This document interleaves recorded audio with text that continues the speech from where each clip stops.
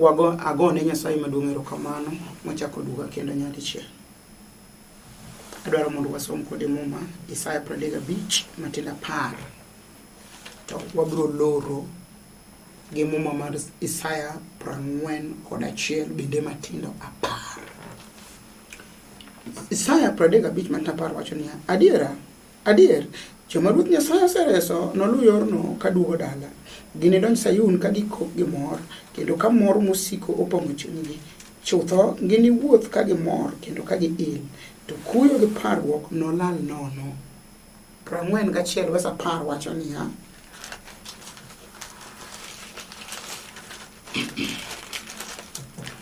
kik uluor gimoro nikech an kodu, kik ibaji gou nimar an e Nyasachu. Amiyou teko kendo akonyou, bende asirou gi bada makorachwich ma alochogo. Apako Rabi. Muma wacho ni kik waluor kendo chunywa kik nyosre. Wane kinde ma chunyi nyalo nyosore, kendo nitie jomoko ma chandruok miyo chunygi nyosore. Nyathi moro nyowachona ni, pastor, an kata ka ago chonga piny mondo lemo tama, nikech aselamo Nyasaye ndalo mang'eny to onge duoko, koro chunyo ol gi lemo. Muma wacho ni kik chunyu luor gimoro nikech an kodu, kik ibaji gou nimar an e Nyasachu. Amiyou teko kendo akonyou, kendo aresou gi bada makorachwich, asirou gi bada makorachwich ma alochogo. Wiluor nikech Nyasaye e Nyasachwa. Muma wacho ni kik uluor kendo kibaji kik gou, nikech an Ruoth Jehova Nyasaye, an e Nyasachu. Adier mok mege gi kiawa, Nyasaye to Nyasachwa. Koro wiluor. Koda be ni pe mudho mandiwa odinu nyimi, wiluor. Be no ulabo benne, wiluor. Be ni wasigu mwamore kuomi kaka ora mamuomo genge, wiluor. Mawacho ni kik uluor kendo kibaji kik gou, nikech an Nyasachu, an kodu. Akia ni binye ni Nyasaye ni kodi. Ne, Nyasaye ni kodi kata kindi jomotho. Nyasaye ni kodi kata kindi masira. Nyasaye ni kodi kata kani ruteri. Nyasaye ni kodi kata kani tichni. Nyasaye ni kodi kata kipuro. Kati loko mana lewni gi sande, kati go mana dasta, kodi tuango mana charan, kodi lendo mani radio. Tawacho ni Nyasaye ni kodi mana kaka muma wacho. Kati bedi japuonj mar sikul, kodi bedi pastor gi bishop, to Nyasaye ni kodi. Muma wacho ni kik uluor kendo kibaji kik gou, nimar an Ruoth Nyasaye, an e Nyasachu. Adwa ni ng'e ni Nyasaye ma Nyasachi ni kodi. Kik uluor gimoro nikech an kodu, kik ibaji gou nimar an e Nyasachu. Amiyou teko kendo akonyou, bende asirou gi bada makorachwich ma alochogo. Andika lero ni kik uluor gimoro nikech Nyasaye ni kodi. Winjo gigo to kik iluor, Nyasaye ni kodi. Tetne kende bogi to kik iluor nikech Nyasaye ni kodi. Nitie wach manyalo goyi mi kik iluor. Ndiko wacho ni kik uluor nikech Nyasaye ni kodwa.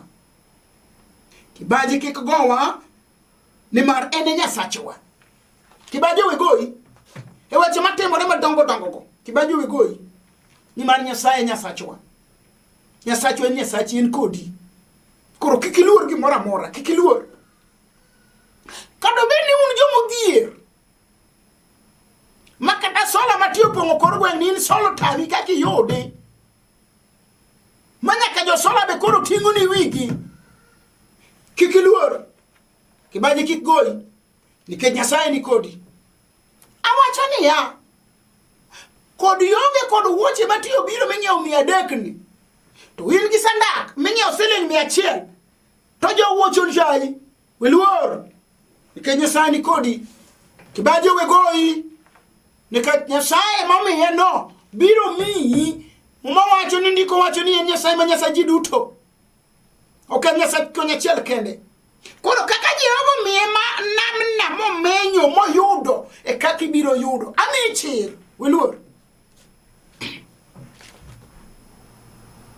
Ineno Nyasaye ok nen kaka ineno, Nyasaye ok ti kaka itiyo, Nyasaye ok par kaka iparo.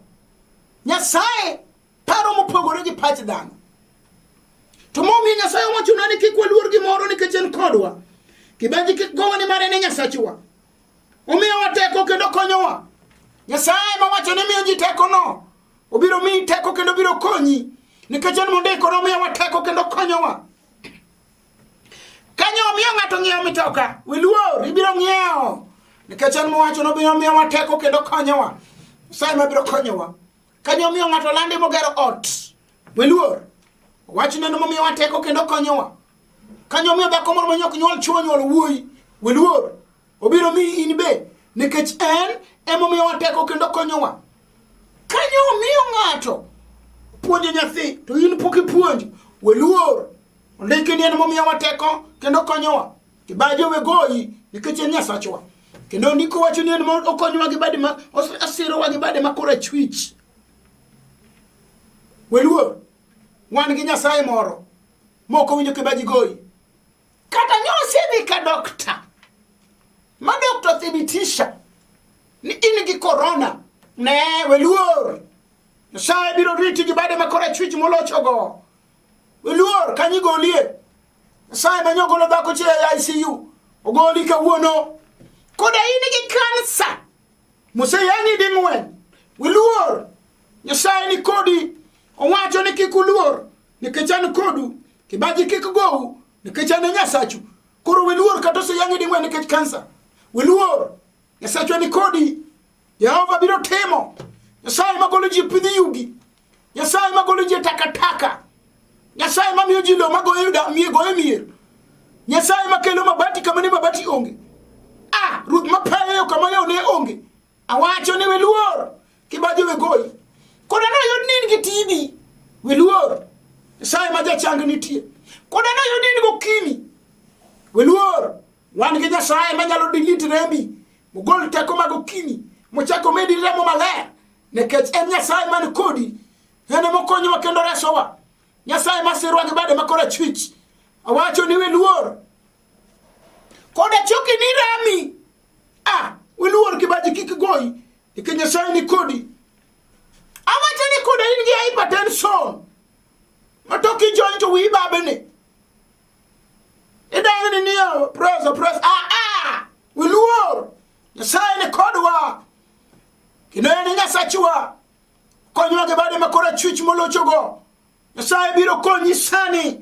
Awacho ni wiluor wan gi Nyasaye moro makidonjo iye full double, to en Nyasaye makelo double. Mane Nyasaye mayalo jal maseneno gi wanga.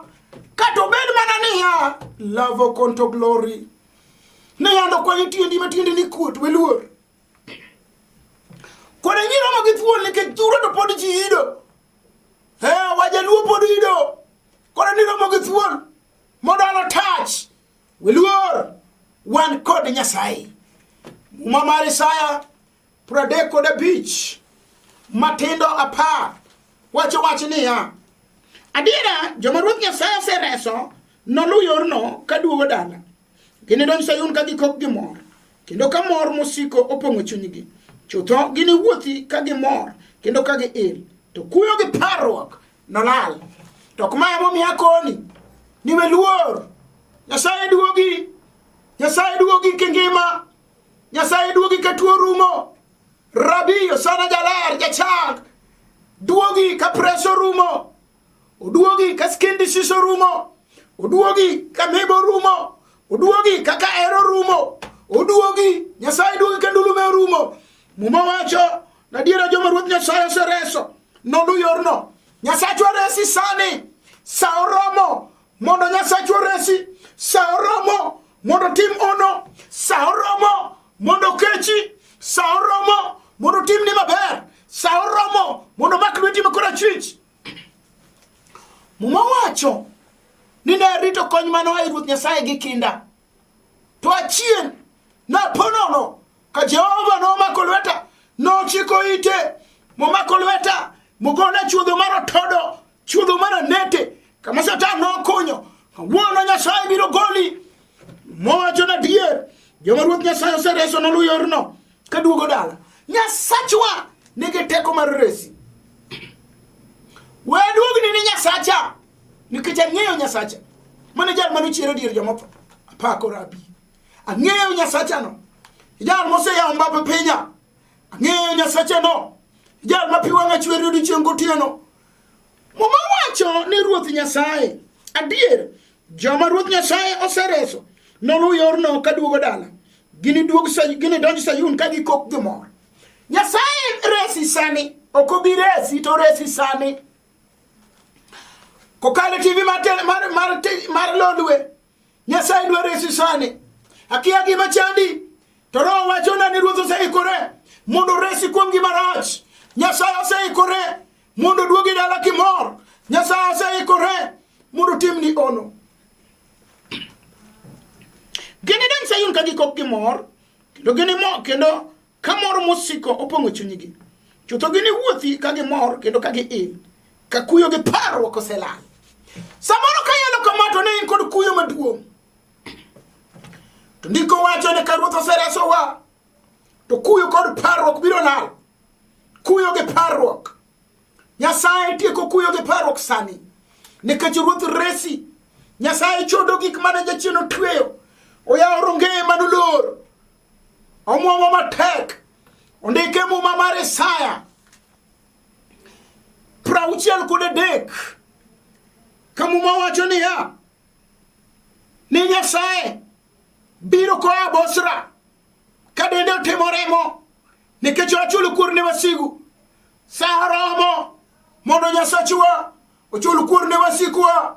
Nyasachwa mondo lok dhoot no gwang' mag pap gi le mag bungu. Nyasachwa mondo duok gik ma on gi lwet dhano duok ne wegi. Nikech muma wacho ni ok owinjore ni juogi bede dierwa. Nyasachwa oikore mondo tiek jochuogi. Ne! Nyasaye oikore mondo tim maber. Ruoth oikore mondo kaya wasigu. Ruoth oikore mondo chul kuor ne wasikwa. Muma wacho no Bosra kadende otimo remo. To wacho ni gimomiyo lepe otimo remo. Nigi kwar kamano nikech anyono mzabibu kar bicho.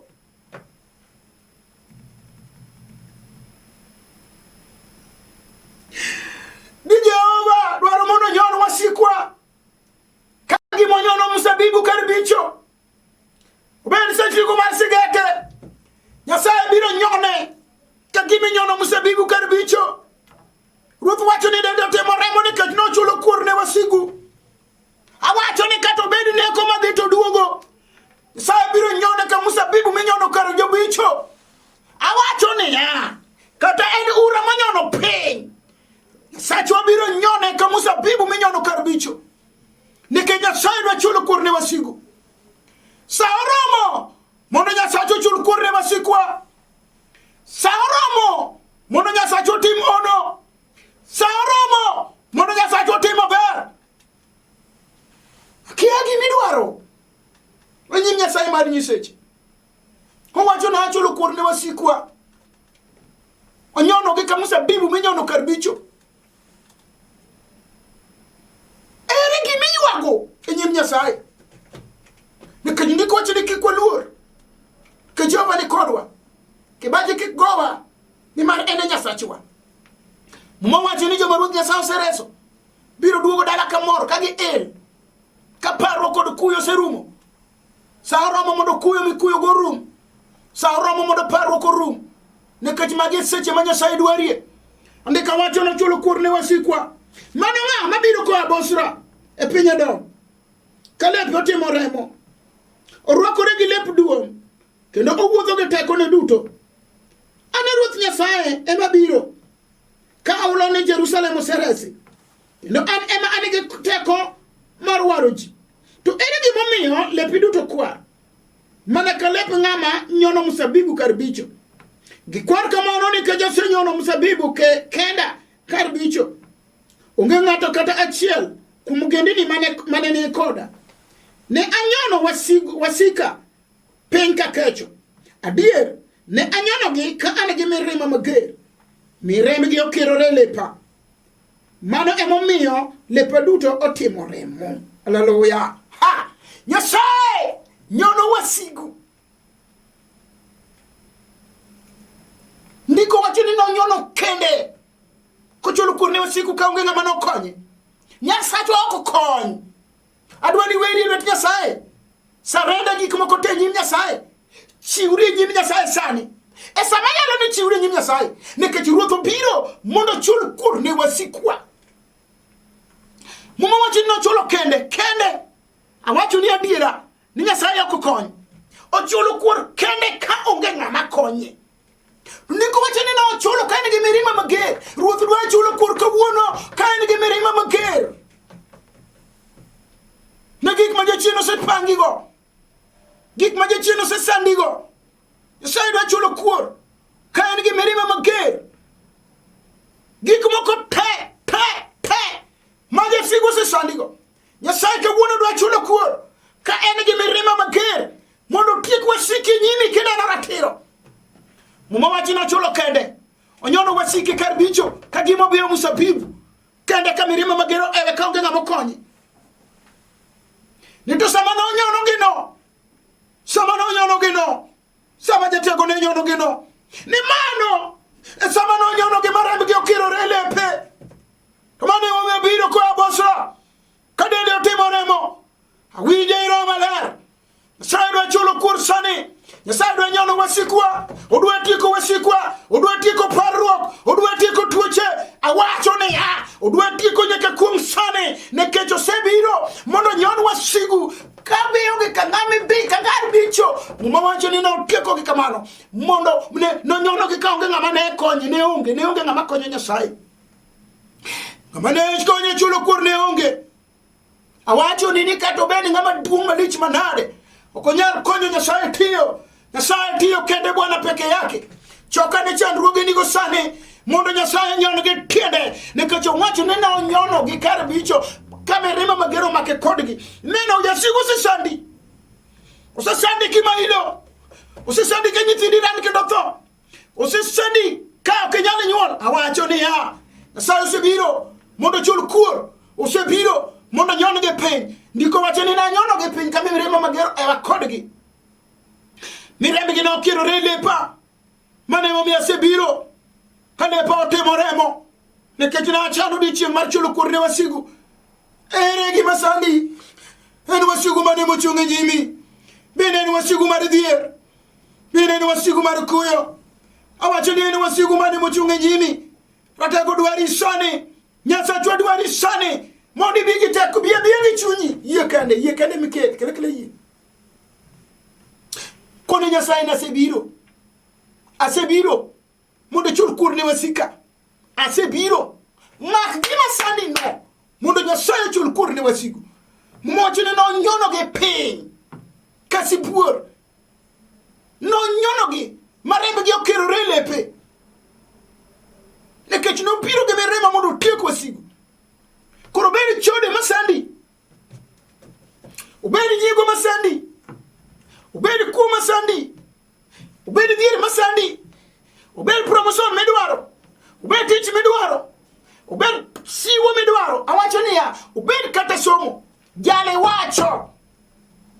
Na tiko gi mirima mager. Koro chandruogi no. Nyasaye ikore mondo tiek kod mirima mager. Ubiro nyono gi. Ingeni awinjo chunya ni ruodho sechako nyono sane. Onyono rebe gi biro kiro rebe pija telo. Bosra kale potimo remo.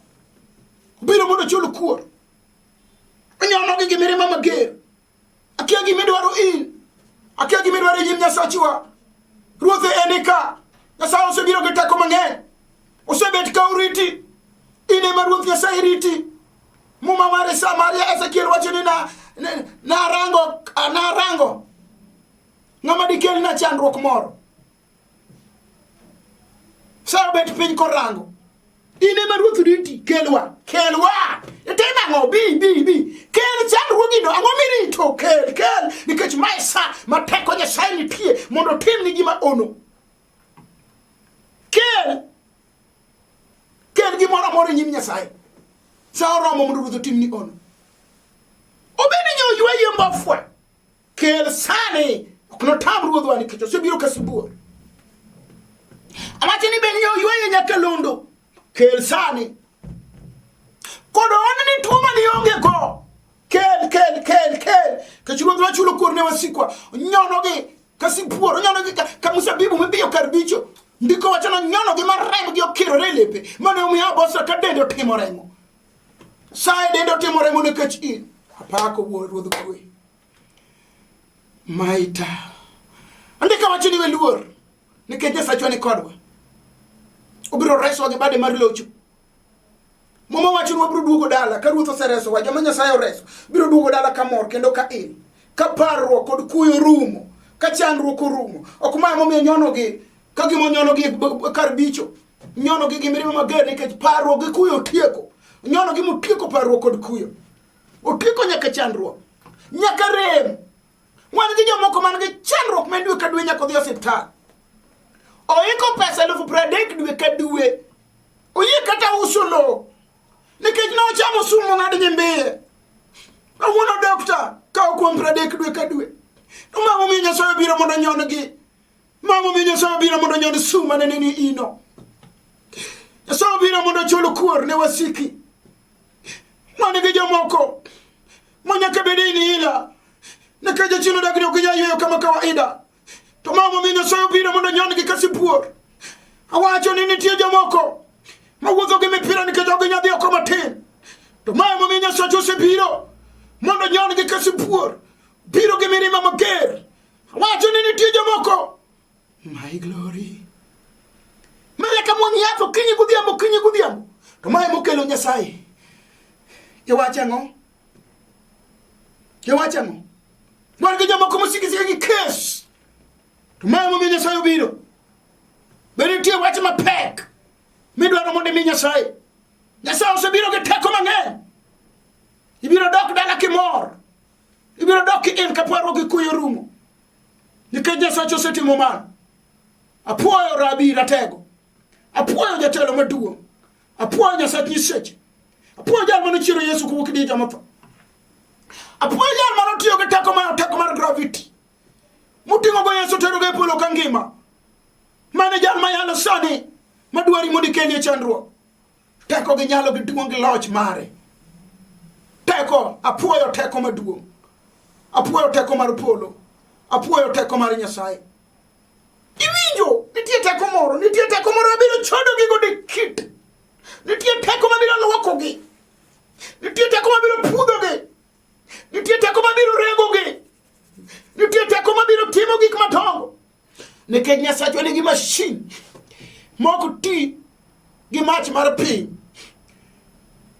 ing'eni polo onge taya maliele to Yesu ruodho tach Sayun mano nyisi ni mashin Nyasaye ok ti gi mashin mach mar piny en mashin moko kwam idwaro ng'e nyim Nyasaye sani ayude dhako moro mamako iye madwaro nyathi ayude jal moro makahera nego makna kore ayude jal moro ma presa chikore wi omakna wi ayude jal moro matuo mar arthritis to chamo chokene otieko omakna fuoni ayude jal moro madho chunya nyo podho osepidho gi pesa tanda woya onge Nyasaye dwa pidho sani kichu biro mondo nyon sani hey ini kanye dakaneni ini mari timo dale okaneni chori machiegni mak TV wiya ne chandruogi no chak wuoyo gi Nyasaye nekech awinjo sani ni ruoth osebiro mondo nyon wasikwa obiro gi mirima mager mondo nyon wasigo ikriwa kaw mari kaw awinjo teko Nyasaye no ok ne anono kiki anono kaw mari kaw akelo Nyasaye no sani wagoni ero kamano wuoro maler nyingi nyalo gik moko te inyono wasigu ka ng'amo nyono msabibu kar bicho andika wacho ni sama ne nyono gi mirima mager to remgi ne okirore lepi mane omini abosa ka dende otimo remo sa oromo mondo nyon gi karemgi kirore lepi ratego Nyasaye mokwod dhano madiriambe mako wacho ni ene mochulo kuot to chulo wa Nyasaye dhako ne sedwaro nyathi gi lala dichuog no setuo gi lala ayanyo se yanye moromo Nyasacha change kuom tuo mar kansa change Nyasaye ridi konto kuom dho chuny motubudhore change kuom asma kod kor mathong miluongo ni kaera Nyasaye gor pressure Nyasacha manyotha bachino change mondo wuoth kongima. Jehova matiende ne no kwanyu mokutgo change Nyasacha nikech biro mondo chul kuonde wasikwa. Apaki Wuoro Maler, nyingi maratego yud duong'. Imak teko mag juok nyaka mag siho kod tuoche mi ono ne ji. Nyasaye nyaka miloko go ji chiendi wachiki nyingi Yesu ja Nazareth.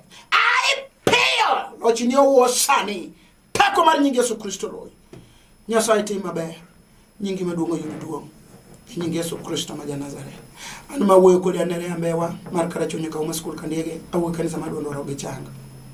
E kinde ni ruoth omiya ng'wono tich Nyasaye piny Nairobi Bishop Barack Odoro kod Evans Ochola. An nyara sembo kanyikela modak ndi Warang'e School. An nyar jaduong' manosetho Rufus Agola Boy. Nyasaye mondo gwedhi ka warado kodi kendo kuom teko mar Roho Maler.